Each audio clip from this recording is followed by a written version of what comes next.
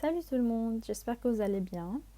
Aujourd'hui, je vais vous expliquer la physiopathologie de la décompensation diabétique aiguë ou le coma acidocétosique diabétique, qui généralement se passe chez les diabétiques type 1, mais cela ne veut pas dire que ça ne survient pas chez les diabétiques de type 2.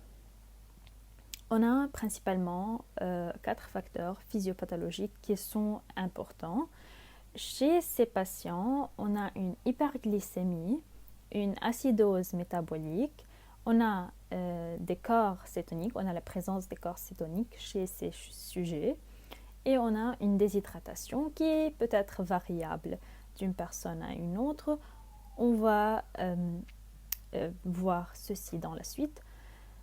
En principe, ce sont les corps cétoniques qui vont causer l'acidose métabolique et cette acidose métabolique va être aggravée par la suite par une acidose lactique qui aussi va aggraver cette acidose métabolique. Bon, dans cette vidéo, on ne va pas rentrer dans les détails. Je vais vous expliquer la physiopathologie d'une façon qui est générale et en résumé. Si vous avez des questions, n'hésitez pas de les mettre dans la section des commentaires. Donc, commençons. Tout d'abord, chez ces patients, comme ils sont diabétiques, donc on a et comme ils sont diabétiques de type 1, c'est-à-dire c'est une maladie qui est auto-immune, donc on a de très bas niveaux d'insuline. Cette diminution d'insuline va stimuler le muscle qui va sécréter ou bien qui va donner des acides aminés. Ces acides aminés vont partir dans le sang et puis dans le foie et vont stimuler, vont être des substrats qui vont rentrer dans la néoglucogenèse et donc on aura une production de glucose. On aura en plus une glycogénolyse. Ça veut dire que le glycogène qui est en réserve dans le foie, il va être lysé et on aura du glucose hépatique. Donc là, on a une production hépatique de glucose. En plus, d'autre part, on a le muscle et le tissu adipeux qui vont vraiment diminuer leur utilisation du glucose puisqu'on a moins d'insuline qui va venir au niveau des récepteurs au niveau du muscle et du tissu adipeux. Donc on aura une utilisation périphérique du glucose qui est bien diminuée. Donc d'une part, on a une production hépatique de glucose qui est élevée et d'autre part, on a une diminution de l'utilisation périphérique du glucose. Donc le glucose va rester dans le sang et va être en augmentation. Donc, on aura une hyperglycémie.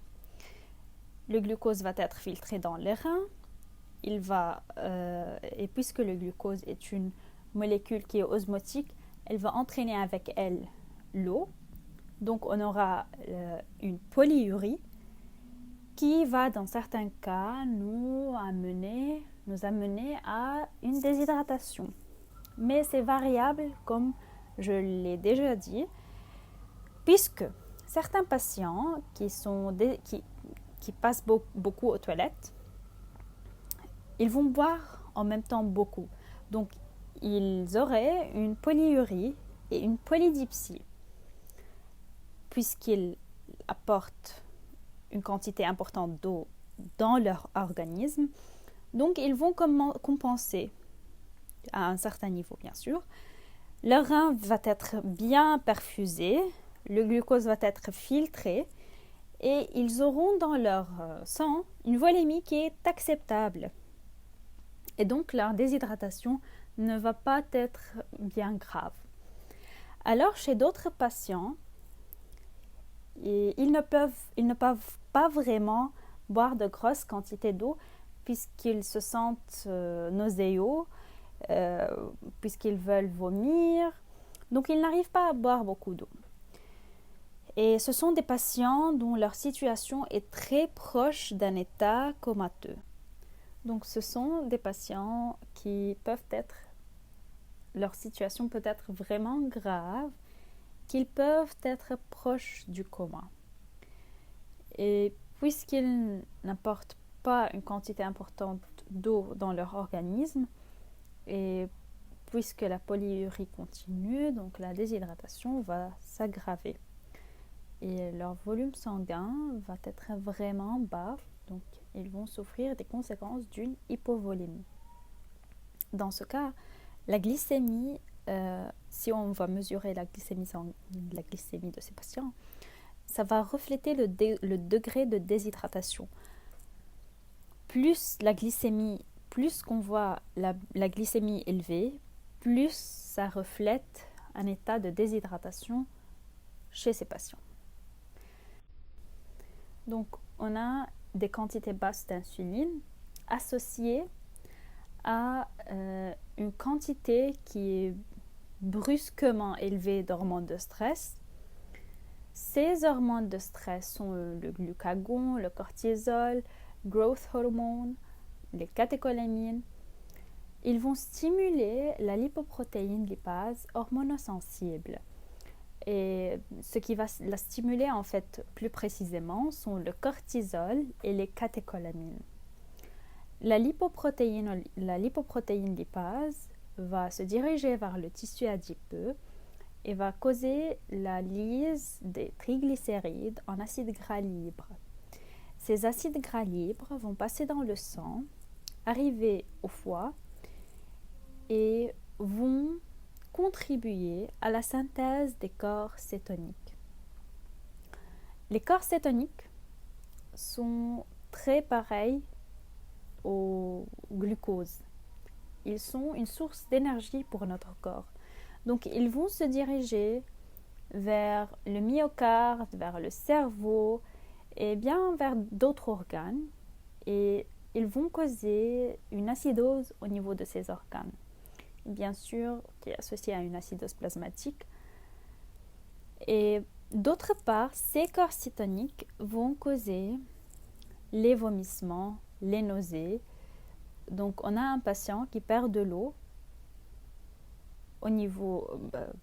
qui perd de l'eau par vomissement et dans les urines, ce qui va aggraver l'état de déshydratation. Comme on a dit, les corps cétoniques vont se diriger vers le myocarde, par exemple, et ils ont un effet inotropique négatif. Et donc, on a le débit cardiaque qui va diminuer et on a une polypnée qui est très caractéristique et qui est appelée une polypnée, la polypnée de Kussmaul. Il s'agit en fait d'une tachypnée et d'une profondeur accrue de la respiration. C'est vraiment une polypnée qui est caractéristique de cette décompensation diabétique aiguë. Et en fait, il est à noter qu'il s'agit, tous les symptômes et les signes cliniques de cette décompensation, ils sont d'installation rapide.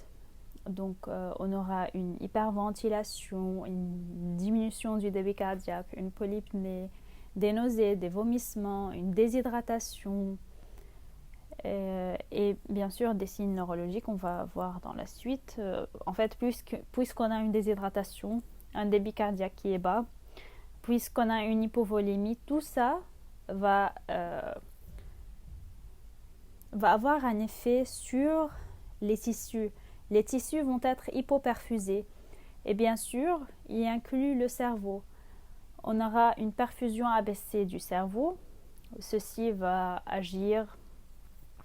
conduire à l'apparition des troubles neurologiques qui peuvent être vraiment variables d'une personne à une autre selon le degré de déshydratation, selon le degré d'hypovolémie, de diminution du débit cardiaque. Et donc, certaines personnes peuvent n'avoir aucun signe neurologique, d'autres une simple désorientation ou bien une légère confusion. Et on a des patients qui vont vraiment souffrir d'un coma profond.